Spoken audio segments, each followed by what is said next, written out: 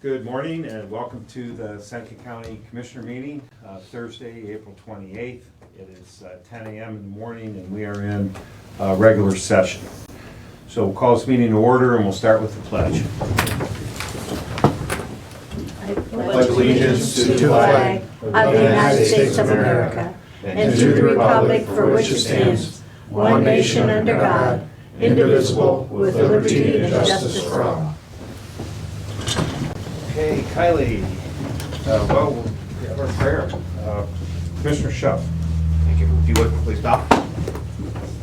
Dear Lord, please bless us. Please help give us your guidance as we go to discuss financials, property, personnel, and issues facing our county.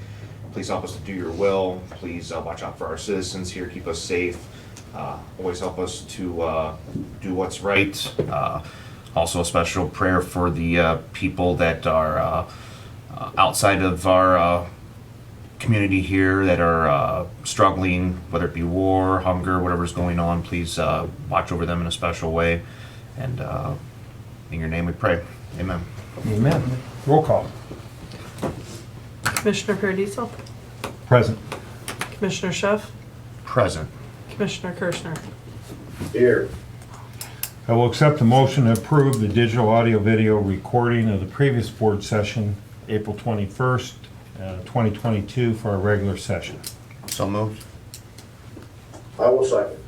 Roll call, please. Commissioner Schuff, Yes. Commissioner Kirschner, Yes. Commissioner Paradiso. Yes. Okay, commissioner reports. Jump right in. Commissioner Kirschner, anything to add today? Very quick. I don't want any thunder from TCEP, but we had a couple of meetings, executive meetings and board meetings. This is a transition period and a national search is underway to find David Zach's replacement. Again, I don't want to steal, I assume Adam is there. I don't want to steal any thunder from him. And we've been working very hard on making certain that this transition is very smooth. So that's taken a number of hours this week. I'll refer to Commissioner Schuff for his comments. Thank you, thank you, Commissioner Kirschner. Yeah, I got a few updates here, so stick with me. I'm going to bounce around because there's notes all over here. Been a busy week. Had an interview with WTTF today, gave some updates as far as the museum goes, the land bank. We did have a land bank meeting this week as well, which was very productive, getting things done there. We're applying for some grants, which we put that out in our release here just a few days ago, so you can check up on that on our website. Attended the Copper Mare Ranch ribbon cutting last week, which was very well attended, which is out in Pleasant Township. Congratulations to Heather and Grant. They have like an indoor and outdoor horse training facility where I think they plan to do some rodeos, some horse shows, maybe even do some livestock auctions. So congratulations to them. Also, I'm not sure if the community noticed or not, but the military banners have started to go up here over the last week or two. Looks really great driving through town and throughout the county, seeing the military banners. So huge thank you to Teresa Reno, Michelle Upton, Bonnie Wagner, Delilah Abbott, and all of our veterans clubs here in the area for getting those up and out. When I spoke with them, I think they were originally trying to sell maybe 100 to 150, and I want to say they were closer to 250 with a waiting list, so I look for that to grow here in the future. So kudos to them. Also this week, I don't know if you guys remember the visitors that we had, but I was invited Monday at about 3 o'clock to go out to the camp out there at the Northwest Ohio Christian Youth Center. It was very impressive. I didn't even know this thing existed. You go out there, it's about 40 acres. Got a little history lesson. There were some TU students out there, and I got a tour. So this place was built in the 1940s. It's got a big lodge area. There's a big gap there within this 40 acres. There's a boys' side of the camp and a girls' side. It was just really neat. Part of it kind of reminds you from like seeing some Dirty Dance, and then you go back to some of the rougher parts, and it looked like Friday the 13th. So they need some work out there. But they're applying for some grants and stuff, so I was happy to take that tour. And just quick little history lesson. So C.A. Kraut, which Kraut School is named after, helped secure that land for them, which was over 42 acres. And as they did the history lesson on him, he was the Tiffin City School Superintendent for 47 years, and he lived to be 102. So like, I never knew that, so Neat stuff. I didn't either. You learn something new every day. So, also learned the pool that they have out there is the only Olympic-sized concrete above-ground pool in the entire country. So they were told. Outside. It's an Olympic-sized pool right here in Seneca County, and It's not above ground. Yeah, in-ground pool. well. Well, Sticks up, yeah, however you define it. I'll double check the verbiage on them. On It's- top, it's dug in, yeah. Yeah, thank you. Anyway, That's great. it was just kind of neat to go out there and get a tour of that place. It was just kind of one of our hidden little gems here in Seneca County that I didn't know about, so hopefully they raised some awareness. Tomorrow, out there at the Ohio Department of Jobs and Family Services, we have a tree planting at 10 a.m. for anybody that wants to attend that. Today at 4 o'clock, TU's having a ribbon cutting for their Center of Science and Technology. Excuse me. Also have a meeting with Amy Reinhardt today. We're going over some downtown stuff. So our third Thursday for the month of May, we're bringing back the Barking Lot Party, which is a dog-themed day to kind of bring your pets downtown. All the different businesses will have something kind of pet-themed or giveaways or specials. But the first year we did this pre-COVID, there was about 25 businesses. This year we look to have close to over 50 businesses involved. So bring your pet downtown and shop local and check out some of our cool mom and pop shops. And lastly, I just wanted to congratulate Mike and Tiffany Aron from Urban Woody Brewery. Tomorrow they are opening up Seneca County's first winery. So congratulations to them over in Fostoria. So a lot of good stuff happening. Wow, busy week. Yeah, it's a good week. Thank you. Do we need the door? We okay? Yep. Good. The only thing I want to report is this morning, I had the privilege of representing 3 commissioners at the legislative breakfast. I thought it was well attended. You leave one of those things and you're on a high when you walk out, because it was Senator Reineke, Senator Click, Mayor Mons, and the commissioners, and we just kind of recapped 2021. It's all positive, and the people in the room were all positive, and so just really enjoyed that. Commissioner Kirshner, we did have a shout out collectively to David Zach and thanked him for his service to the community and all the things that he did while he was here. So we wished him well, so you know that. That's all I have, County Administrator. Just a couple things. We've been notified that we have an appointment for Seneca County Board of Developmental Disabilities. They had a member resign. It was one of our appointments. So we have to fill the vacancy. According to the code, we have to put out an advertisement. So Jamie's put an advertisement together for us. We're going to get that in the paper.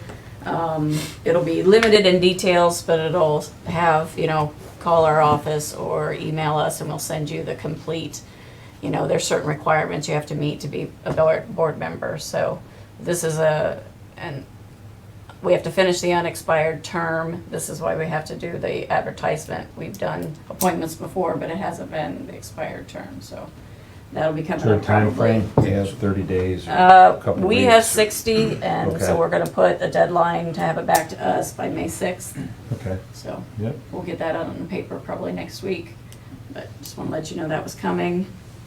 Just a reminder, the EMS meeting next Thursday, 7 o'clock at NCOESC. It'll still be on our Zoom and Facebook. We got a first draft of the EMS building, which was good, so I think we're gonna meet with the architect and talk to them about that. The other architect was at the museum yesterday, going through the electrical, going through the HVAC. John was there, John Huss was there, Teresa, so they're kind of excited, so they got their first walk through the building. Really good. And there was a meeting, so we're planning on going down to Columbus on May 12th, so we canceled that meeting and moved it to Wednesday. There's a few things that's come up on the calendar. I don't have any requests for any appointments that day. Would it be a problem to cancel that and just have it the following week? We'll meet the 5th and then we'll meet the following week. No, I think I'm fine with canceling any meeting the week of the 9th. Okay. Next Thursday, we'll have a regular board meeting at 10, EMS meeting at 7, Yep. and then we'll skip the following week. Is that okay with you, Commissioner Kirschner? Yes. I think he was Yep, good, right? yeah, he mentioned it to me. To yeah. you, yeah. You good? Absolutely. Okay. And we'll be back here on the 19th then. So Yeah. we'll see you next week, same time, and then the 19th. Week after, yep. Okay, good. The only other thing, it's election days on May 3rd. Please get out and vote. I see a few candidates in the audience. That's great. That's all I We'll have. get to you eventually. Thank you. Okay, thank you. Yeah. Commissioner Kirschner? So, Yes. Yeah, I'd like to, I will, the next couple of meetings, if we don't have that board seat filled at Department of Development, Department of Disabilities, I will sit in on the meetings as a commissioner's rep, if that is okay with you guys. And, Oh, that's great. we haven't paid a lot of attention to that board for a while, I don't think, so maybe we ought to sit in and get an update, see what's going on. I like it. I'm fine with that. Great. Please do. Thank you. Yeah, no, that's good. And we went through a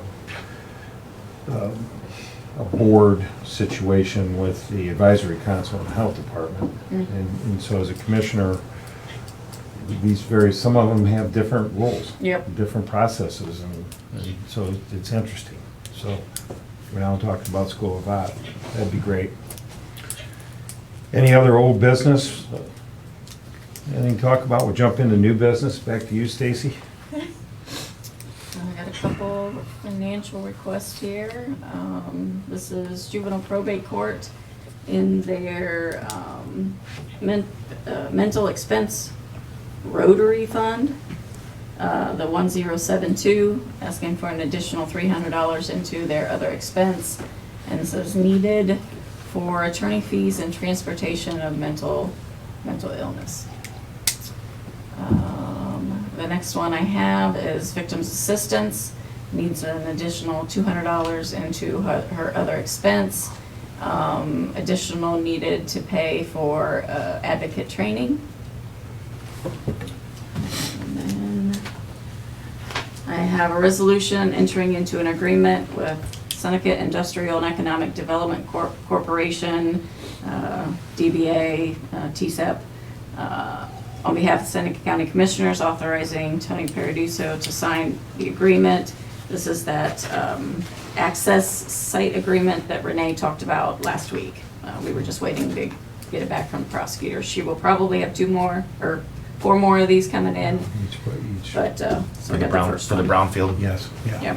Yeah. So a resolution authorizing the non-federal reimbursable agreement between the Department of Transportation, Federal Aviation Administration, and Seneca County Board of Commissioners, authorizing Anthony Paradiso, President of the Board, to sign.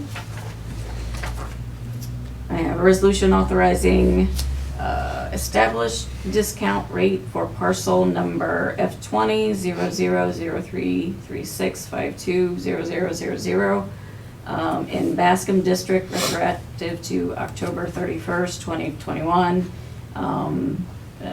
This is, there was an apartment or a garage that had been, let me see if I can get this. Just the one off Miami Street.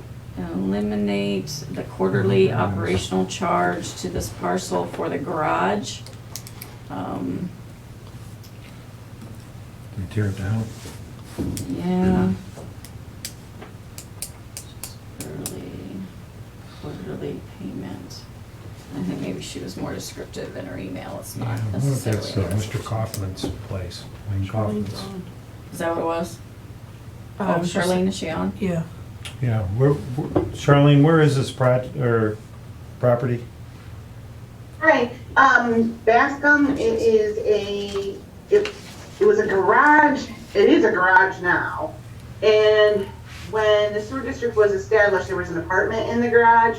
There's a new owner of the property. They removed the apartment out of the garage. The tap has been completely disconnected, but they were figured into the debt ratio because there was a tap there when it was established. It's been verified that it is disconnected and there's no longer a serviceable, there's no longer service there. That's how I'm going to put that. So it's like we did for the other two entities in, one in New Riggle and one in Bascom. So basically waiving their quarterly rate, but they have to pay their debt repayment portion. Does that help? Yes. I recall that, I remember that one. Okay.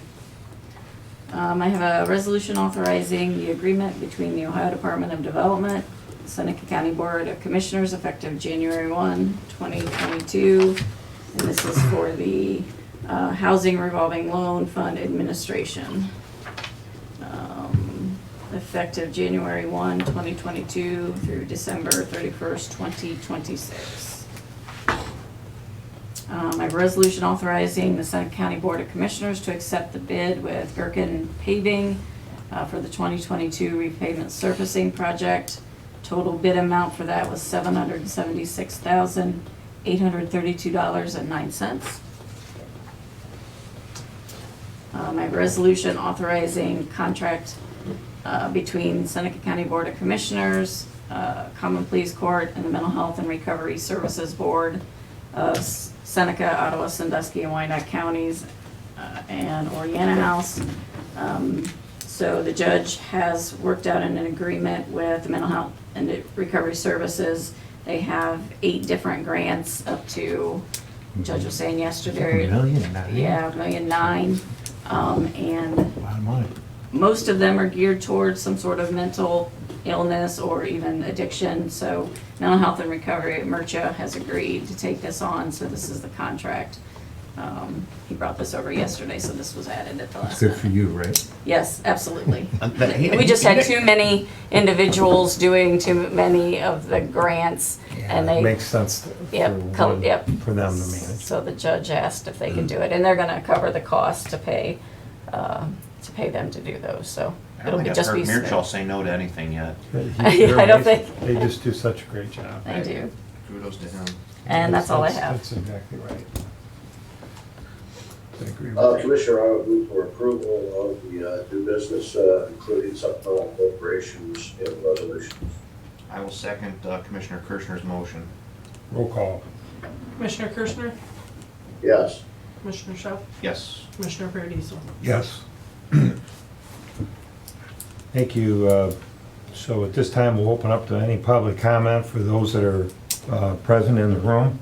We ask that you come up, introduce yourself, and limit your remarks to 3 minutes if you could. Adam, you're first. I was going to call on you whether you raise your hand or not. Welcome. So I'm Gilmore, Development Coordinator for the Tiffin Seneca Economic Partnership. I want to thank you all for being so understanding during this time of flux. This is typically the time of year that TSEP will present its quarterly report to the commissioners. You guys have been gracious enough to allow us to put that off for a little bit while we search for our new CEO. Obviously, this doesn't mean that the updates to you all are going to stop. And if you have any questions, feel free to reach out to myself, Amy in the office, or while he's still here, David, and we'll be happy to give you updates on individual projects. It's more of a bandwidth issue on our end at this point in time in terms of providing that full update. Speaking about candidates, currently we have approximately 20 candidates that have applied for David's position as CEO and president. We expect more to come in by the closing date of May 16th. And then finally, the Rural Broadband Task Force, as I'm sure you saw, is meeting on May 19th to receive an update on the Seneca County Broadband study that John DeVoli out there at NCOR COG is running.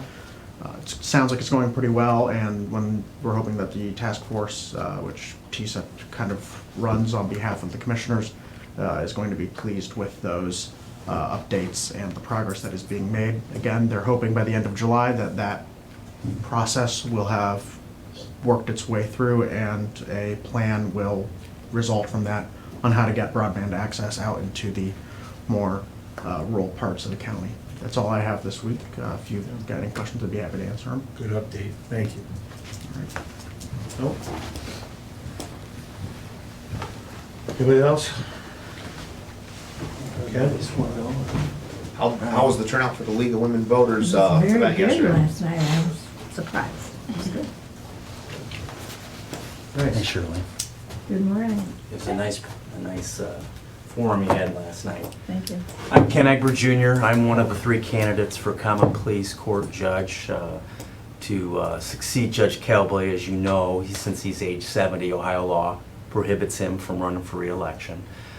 So I'm one of the 3 that are on the Republican ballot. So if you choose a Republican ballot, I'll be on there with the other 2. And as you know, I previously served as Seneca County prosecutor. I have 32 years of Common Pleas Court legal and trial experience. The first 19 years of my career were here in Seneca County as an assistant prosecutor and then as the elected prosecutor. I served as prosecutor for 10 years, worked with this lady. She did a great job working with my office manager, Sharon Skeel at the time, in putting together the budget. Of course, I was involved with providing written legal opinions to the commissioners, the other county officials, and the townships, which that's important legal experience to be judged, because just as like the commissioners would have legal issues that the prosecutor would provide analysis and direction to the board on how to proceed, the judge does the same kind of thing in a case, whether it's a criminal case or civil case, issues opinions for purposes of making rulings on those cases. So additional legal experience that I have, and I managed a countywide office that was directly connected with the Common Pleas Court. I had 4 assistant prosecutors that we were over at court on a daily basis for criminal hearings, criminal court case hearings, and managed a staff that we had a budget of almost $700,000 that we managed during the time that I was county prosecutor. I want to bring that to the court. My experience, the last 13 years, I've been with the Ohio Attorney General's office, where I've prosecuted both felony and misdemeanor crimes, but I've been in 40 different counties in common pleas courts, handling felony cases and also civil enforcement cases for the Attorney General's office. So I have the most common pleas court legal and trial experience of any of the candidates. For purposes of the commissioners, I want to let you know I've been to all 15 townships. I've seen these other candidates out there. Because it's important to have good communication with the townships.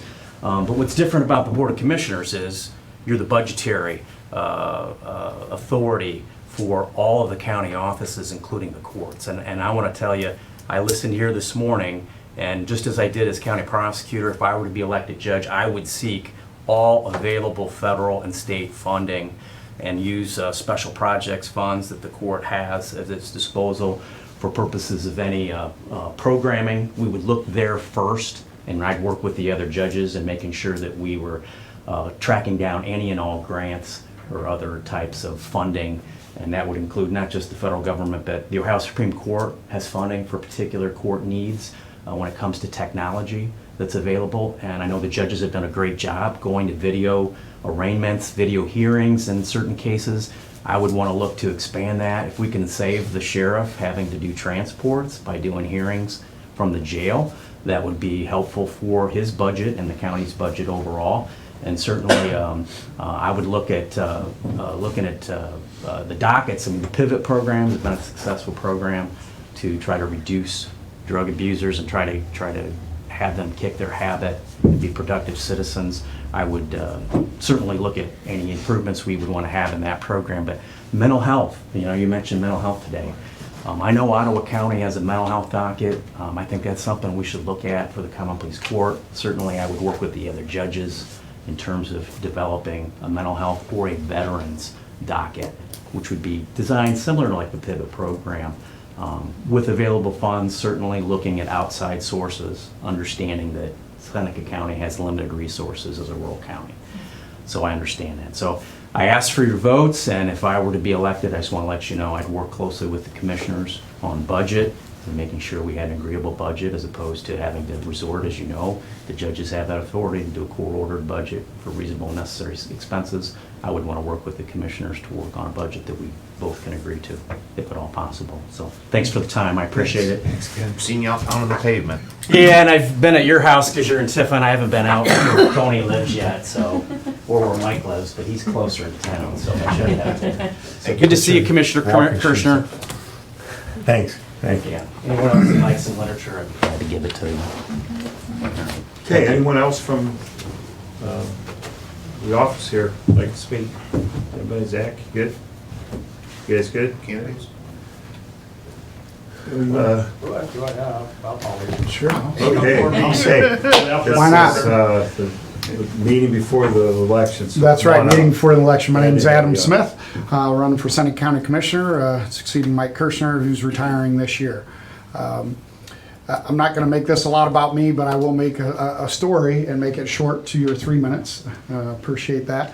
I was doing a walking path in Tiffin on Ohio Avenue and walked up to this gentleman's house, stayed out of his yard. He said, you know, if you're selling something, I'm not interested. So I handed him my flyer and I said, it's not for sale, but you can use it. You have to read it first, then you can burn it. So it's good burnable material.